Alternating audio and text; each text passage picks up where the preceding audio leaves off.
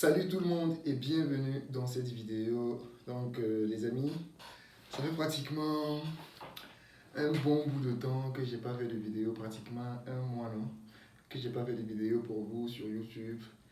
Bref, j'étais dans beaucoup d'occupations, c'est la raison pour laquelle j'étais moins concentré sur la chaîne YouTube. Mais je suis de retour et je vais recommencer à faire régulièrement des vidéos pour vous. Et comme je l'avais dit, j'ai suffisamment posté beaucoup de vidéos côté analyse technique.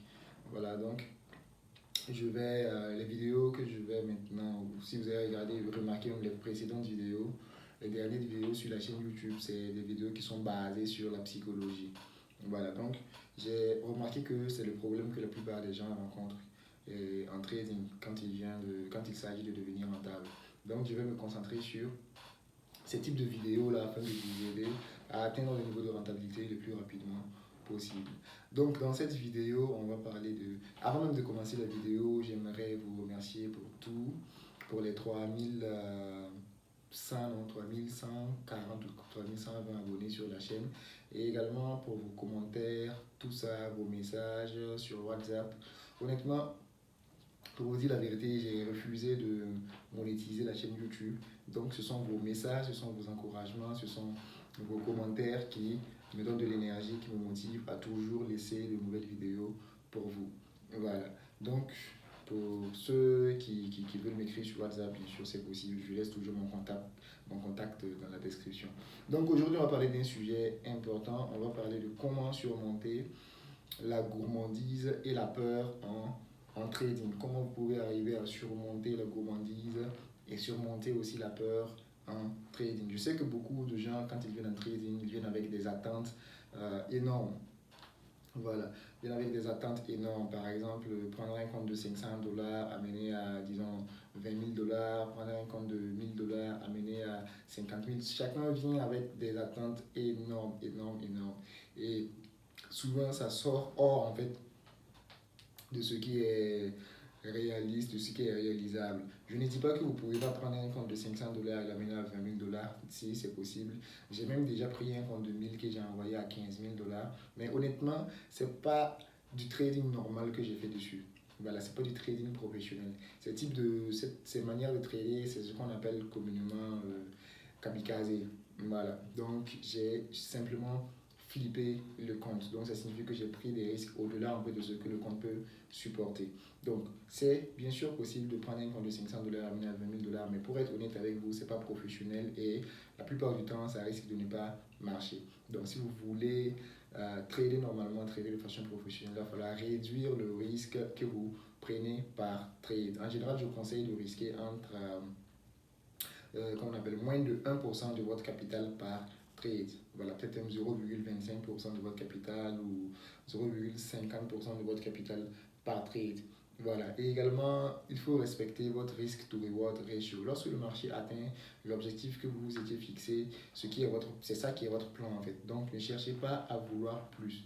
Vouloir plus, c'est être gourmand. Et vouloir plus, alors que le marché a déjà atteint l'objectif que vous étiez fixé, c'est sortir de votre plan de trading. Or, en tant que trader, vous devez avoir la discipline de ne jamais aller au-delà de votre plan de trading, de ne jamais franchir les règles que vous avez vous-même établies dans votre plan de trading. Parce que, une chose est sûre, si tu ne respectes pas ton plan une seule fois, tu seras tenté de ne plus pas le respecter, de ne pas respecter encore ce plan une deuxième fois et puis une troisième fois et puis ça va devenir une habitude et du coup tu deviens un mauvais trader tout simplement. Donc en trading, on ne brûle pas les étapes. Voilà. Quand tu viens en trading, tu ne peux pas passer directement du niveau 0 au niveau 100. C'est pas possible. Alors que c'est ce que beaucoup de gens espèrent quand ils viennent. Veulent immédiatement commencer à gagner d'énormes sommes d'argent. Non, si tu veux gagner d'énormes sommes d'argent, tu dois d'abord commencer à gagner de petites sommes d'argent. Voilà, c'est là qu'on parle de processus. Le processus, c'est franchir étape par étape. Si tu veux atteindre le niveau 100, tu dois passer par chaque niveau qui permet d'atteindre le niveau 100, c'est-à-dire le niveau 1, 2, 3, 4, 5, ainsi de suite, jusqu'au niveau 100. Voilà, et pour être le plus discipliné possible, vous devez avoir un journal de trading. Pour ma part, le minimum pour un trader qui prend son travail au sérieux, c'est d'avoir au moins un journal de trading où tu notes tes résultats, où à chaque trade, à la fin de chaque trade, tu fais le screenshot de ton setup, tu uploads sur le journal de trading et chaque week-end, ça te permet de revenir dessus, de regarder tes erreurs, de tirer des leçons et de ne plus répéter les mêmes erreurs. Moi, je me rappelle que avant, je notais même mes émotions. Voilà, par exemple, quand je suis sur un trade, quelles sont les émotions que je ressens? Est-ce que j'ai peur? Est-ce que je suis stressé? Est-ce que je suis en excès de confiance? Ou ça, tout ça, est-ce que je sors du trade tôt? Est-ce que je suis tenté de couper? Tout ça, est-ce que je suis tenté de bouger le stop loss? Tout ça, je note tout en fait. Et après, ça me permet de revenir dessus, de remarquer mes erreurs, surtout côté psychologique, et de m'améliorer. Voilà, parce que la première chose, c'est d'abord de prendre conscience en fait des erreurs que vous commettez. Parce que si tu n'as pas conscience des erreurs que tu fais, tu ne sauras même pas en fait que tu fais des erreurs, donc tu continueras à les faire. Voilà, donc il faut réduire votre risk management aussi. Voilà, il faut réduire votre risk management. La plupart des gens trade au hasard, ça veut dire quoi? La plupart des gens ont des lots fixes. Alors que ce n'est pas des lots fixes que vous devez avoir, c'est plutôt comment on appelle, des risques fixes par trade. Voilà. Si tu prends un lot fixe, ça signifie que ton risque est varié. Alors que quand ton risque est varié, le trading c'est un game de probabilité. Tu n'auras pas la probabilité qui va jouer en ta faveur. C'est comme si tu tradais au hasard. Parce que si tu prends d'habitude un lot de, disons, 0,10, les opportunités sont différentes. Donc la taille du stop loss sera toujours différente. Vous voyez ce que je veux dire? Si toi tu as l'habitude de prendre l'eau de 0,10, il y aura des opportunités où tu auras, un exemple, il y aura des opportunités où tu auras peut-être ton stop loss à 25 pips et d'autres opportunités où tu auras ton stop loss à 30 ou 50 pips. Voilà, donc vous voyez que avec le lot fixe là, vous allez avoir des valeurs en termes de dollars de stop loss différentes. Donc là, c'est pas bon. Ce que vous devez avoir, c'est un risque fixe. Par exemple, 0,25% de votre capital ou 0,50% de votre capital. Si tu trades avec un capital de 10 000 dollars, 0,50% de ton capital, c'est 50 dollars. Donc, qu'est-ce qui va se passer? Tu sais que ton risque par trade, c'est 0,5% de ton capital. Donc, qu'est-ce que tu vas faire? À chaque opportunité, tu sais que tu risques 50 dollars. Donc, tu vas calculer le lot qui va avec en fonction de la taille du stop loss. Tu calcules le lot qui va avec de sorte que lorsque ton stop loss sera touché, que tu sortes pile à moins 50 dollars, c'est-à-dire à moins 0,5% de ton capital. Voilà, là, c'est le risk management normal en fait qu'il faut avoir. Donc, il ne faut pas avoir de lot fixe, il faut avoir un risk management fixe. Donc, voici un peu pour ce qui est de comment éviter d'être gourmand en trading, comment éviter d'être gourmand, éviter la gourmandise en trading. Le deuxième point, c'est quoi? C'est la peur. Déjà, pour ce second point-là, le premier élément que je vais déjà souligner, c'est éviter au maximum de trader l'argent de quelqu'un, surtout quand vous êtes débutant.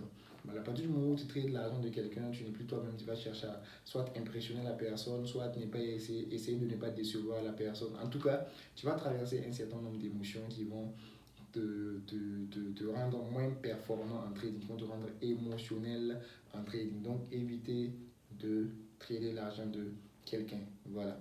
Donc, mettez uniquement de l'argent que vous êtes prêt à perdre. Voilà, parce que le trading, c'est 80% de psychologie. Et si psychologiquement, tu n'es pas bien posé, c'est un souci. Voilà. Et quand il s'agit de la peur en trading, sachez qu'il y a 4 types de peur que la plupart des traders rencontrent. Premier type de peur, c'est quoi? C'est la peur de perdre de l'argent. Ensuite, la peur de ne pas avoir raison. Et la peur de manquer une opportunité.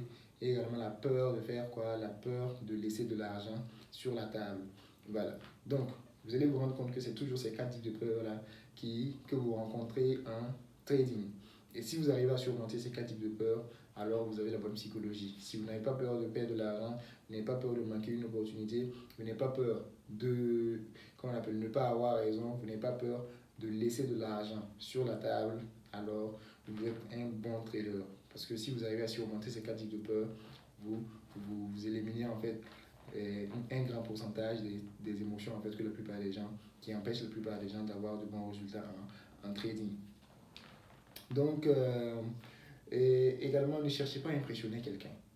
Voilà, en trading, le trading c'est un domaine à part. C'est un domaine où on ne vient pas pour essayer d'impressionner quelqu'un, pour essayer de prouver quoi que ce soit à quelqu'un ou pour être en concurrence avec qui que ce soit. Parce qu'à partir du moment où tu te mets ça en tête, tu deviens émotionnel. Tu ne trades plus de façon rationnelle. Tout ce que tu fais, c'est un rapport avec la personne que tu veux impressionner, avec la personne avec qui tu es en concurrence. Donc, tout ce que tu vas prendre comme décision seront des décisions basées sur de l'émotion. Voilà, sur des décisions basées sur de l'émotion. Et quand vous tradez comme ça, c'est pas bon. Voilà. Donc, voici un peu ce que j'avais pour vous dans cette vidéo. J'espère que vous avez appris quelque chose qui va améliorer vos résultats en trading. Et si c'est le cas, je vous invite à vous abonner si ce n'est pas encore fait, à cliquer sur le bouton like, laisser un commentaire, ça m'encourage vraiment beaucoup. Mais également, vous avez la possibilité d'entrer directement en contact avec moi sur WhatsApp. Je laisse mon contact dans la description en bas. Voilà, je vais laisser mon contact dans la description pour que vous puissiez le prendre et m'écrire directement sur WhatsApp. Sur ce, les amis, rendez-vous dans une prochaine vidéo.